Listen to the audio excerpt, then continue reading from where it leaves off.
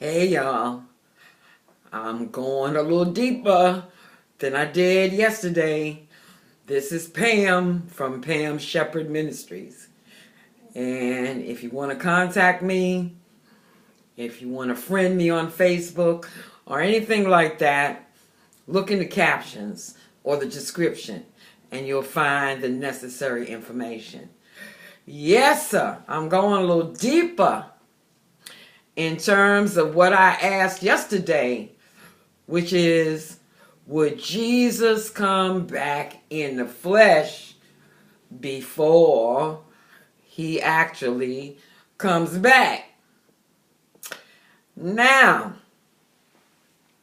I'm going to take you through a little bit and point out to you the number of times that the Lord saw folk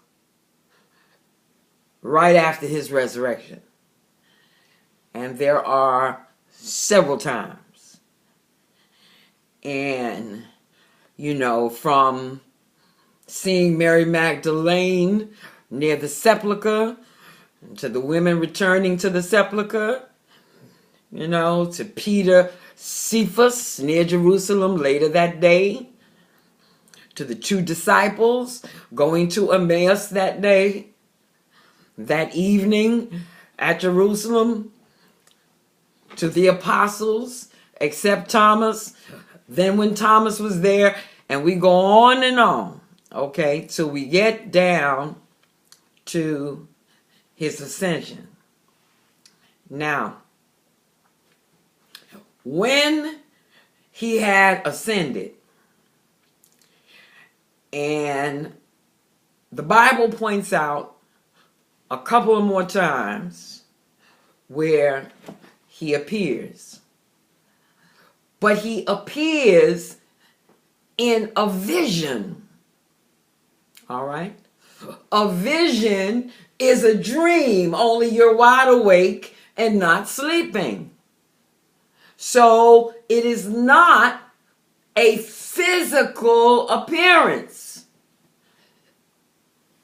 It's something in the spirit, and generally it is symbolic.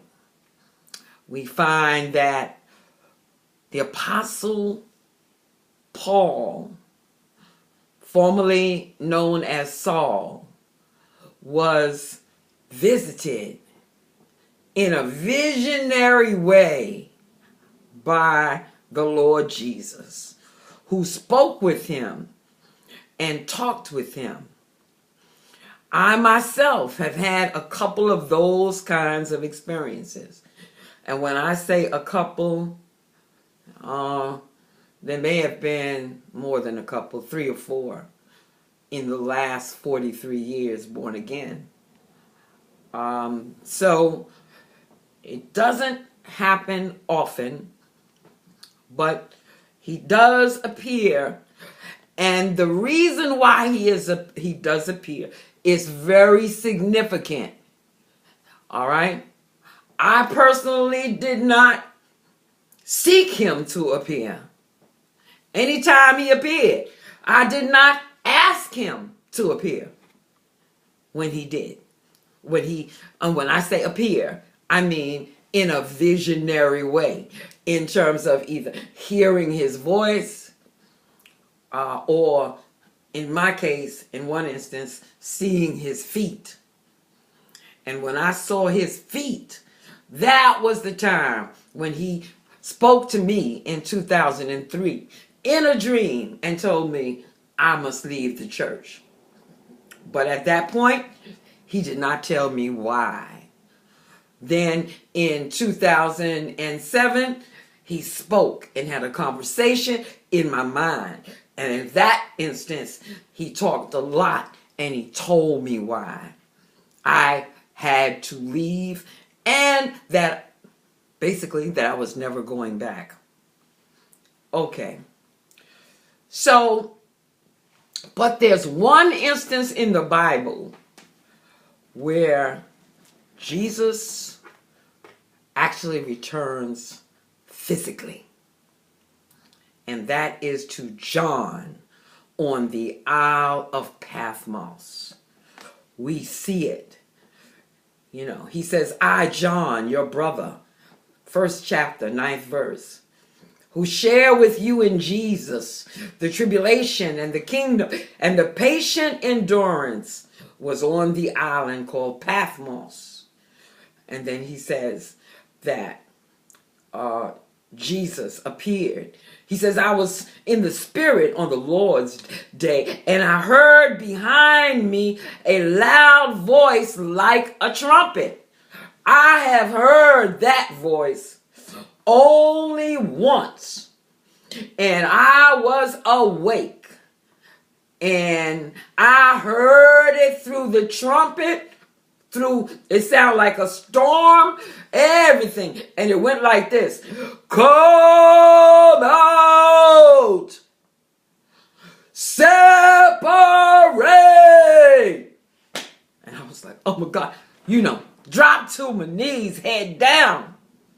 And this is exactly what John did. He dropped to his knees.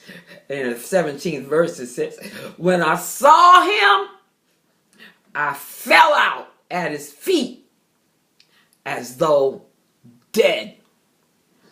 But he laid his right hand upon me, saying, fear not. So he laid his hand upon him. This was not a spiritual hand. This was his hand. He laid his hand there. And he says, fear not. I am the first and the last and the living one. I died, and behold, I am alive forevermore. He said, look at me. I am alive forevermore, and I have the keys of death and Hades, or hell. And then he instructs him. Now, write what you see, what is, and what is to take place hereafter. And then he explains, as for the mystery of the 7 stars which you saw in my right hand, and the 7 golden lampstands, the 7 stars are the angels of the 7 churches, and the 7 lampstands are the 7 churches. From here on in now, we're getting symbolic. We're getting visionary. We're getting spiritual.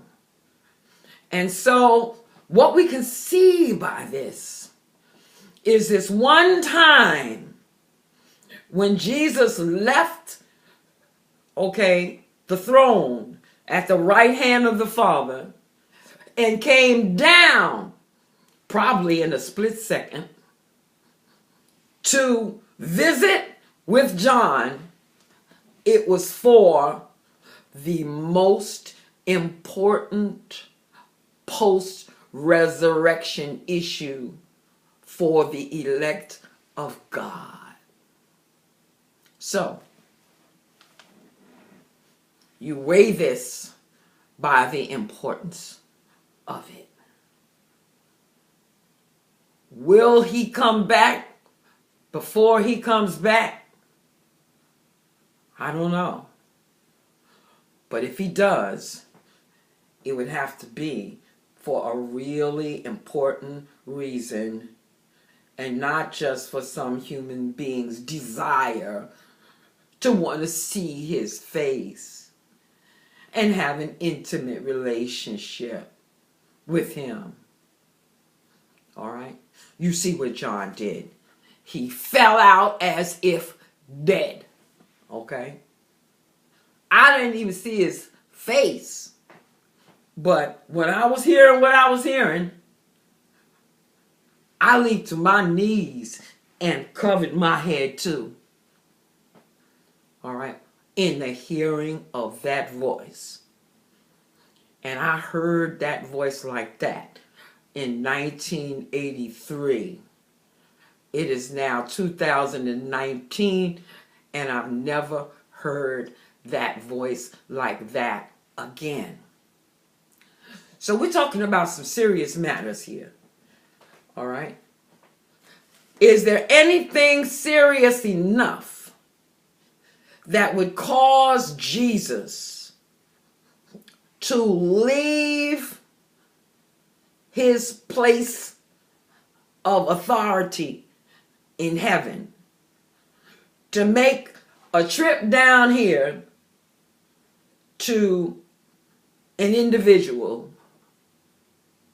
It would have to be really and really important, of worldwide significance. That's my view on it. And I would suggest to you that you do not seek after these experiences.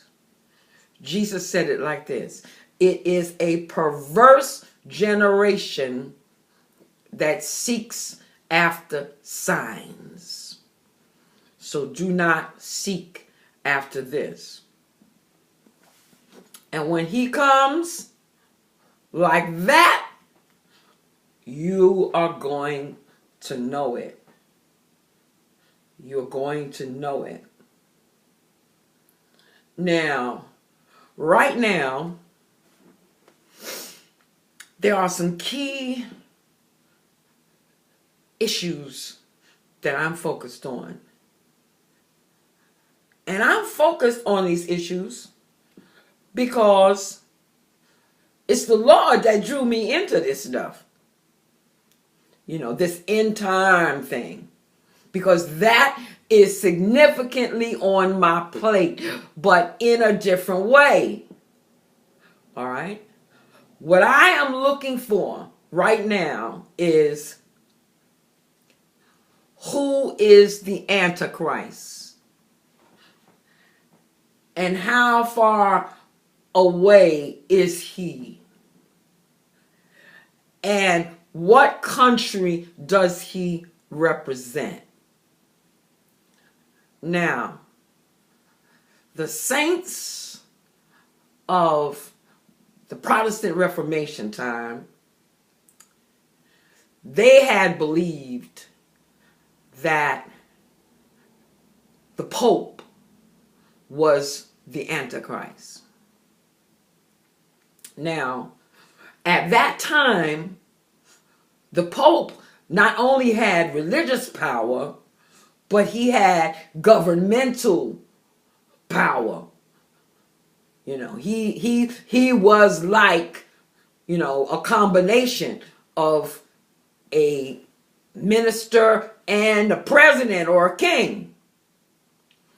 But Napoleon caused the Catholic Church to lose the political, governmental aspect of its power.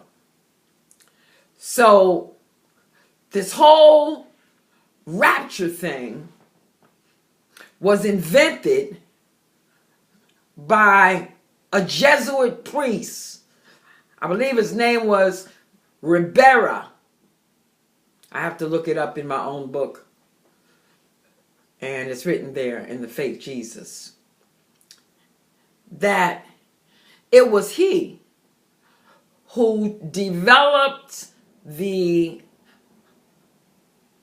rapture process and everything that's connected into end times in order to take people's minds off of the Pope as the Antichrist. Clearly, the Pope of today is not the Antichrist. He could be the false prophet, but not the Antichrist. I'm looking for the Antichrist. And when I find him, then I know what the next steps will be.